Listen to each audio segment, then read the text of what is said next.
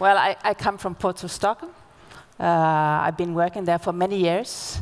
My academic background is as a lawyer. I'm the general counsel of the company. And I've been working with environmental questions for many, many years, and followed the work and pushing the work of environmental work in the ports, but also taking part in different organizations like ESPO and BPO and so on, with the environmental, but always with the law in the back as a ground, I would say. Well, the title of my presentation and the 10 minutes I have been given is smartPORT. What does it mean for Ports of Stockholm? And you see the question mark. It isn't an easy question. It is an easy question to put, but it is more difficult to give an answer, I would say.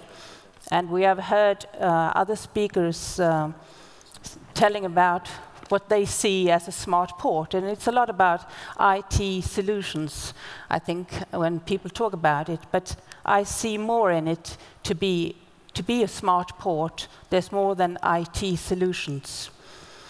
And hopefully, when I end this 10 minutes, you have an idea, a picture, what at least I and Ports of Stockholm believe is a smart port today and tomorrow as well. Now I'll see if I can use, if I have something to. Is this one? And push the green button, please. Ah, okay. Yeah. You didn't just, no instructions from him, you know. I'm a bad moderator. Let's start with history, because I think you should look a little bit back and think about what have you been doing, because I also believe you won't be a smart port with a quick fix. You have to work a little bit day by day, year by year, to become the smart port, because you must understand the business that you have yourself. You must understand your customer's business as well. We have a long history of environmental work in the Ports of Stockholm. We have been working for, I would say, for 40 years with direct environmental work. The first onshore power supply, which many talks about today, was built and installed in 1985. It was a low voltage, yes, but it was for a large ferry. And this equipment is still working today. Every day it's used. And so we are, of course, very proud of it. In the beginning of the 90s, we introduced a differentiation of the port fees. The idea was to encourage the ship owners, especially in the regular traffic between Stockholm and Finland, to use a bunker that had a better sulfur content that was used of other ships. The idea was that it should have the same content in their bunker of sulfur that was used for heating in the houses. But that is something. We also, when we did this, we thought about our own impact, but also our customers' impact, as you can understand. Well, what do we see in today and in the future then? Well, we have somewhat new challenges coming along with the old problems, with emissions, noise, handling of waste, and so forth.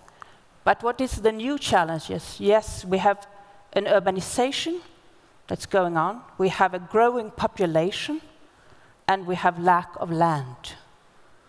And all these makes it even more important to work harder to reduce the emissions, to lower the noise, to have a good cooperation and collaboration with the authorities and the people around the port to become the smart port.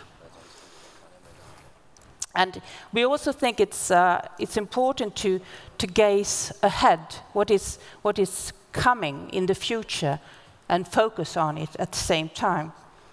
The last 2 to 3 years, I would say, we have been working not only talking about environment so much, we talk more about sustainability.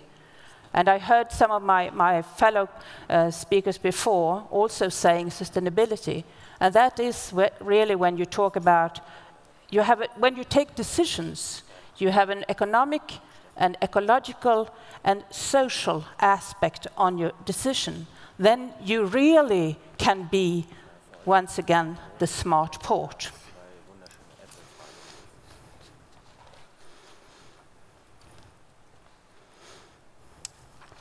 A few examples from our own work.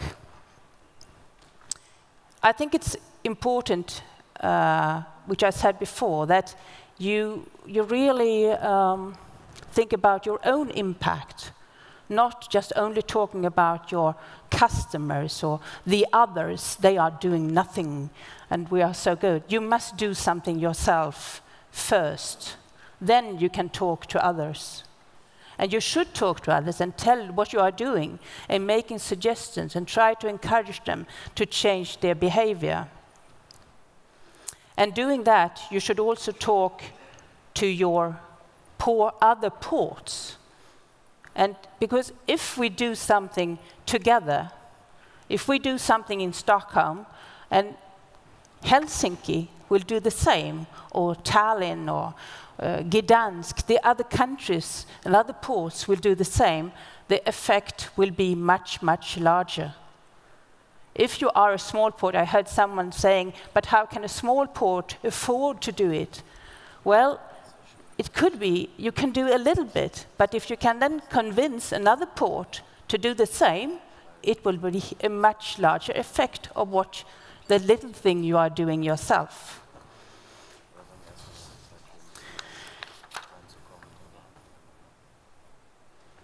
Well, green cars, it's good. Solar panels, it's good. We can find it. We have LNG vessels in Stockholm, a large ferry again. And we have the OPS. We are building OPS for 4 vessels nowadays with high voltage. And we are hoping that the vessels will use our new equipment that we have invested in.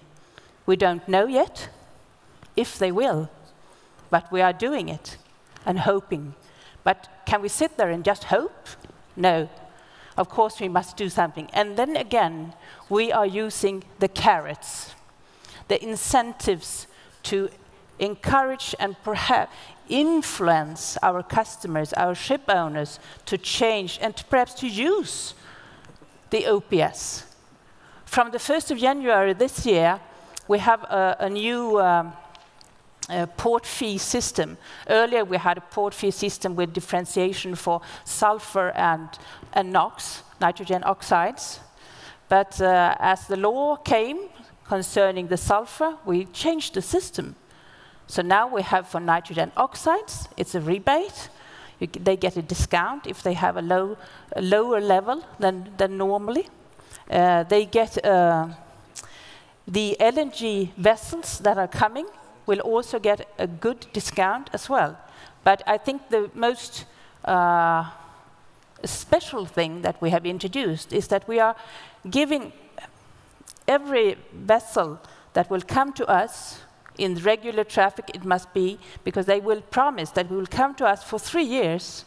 But if they rebuild their vessel and have the possibility to connect to the things that we have invested in, which are there on the quay now, they will give 1 million Swedish crowns, which is about 100,000 euros, to the vessel. And that is money.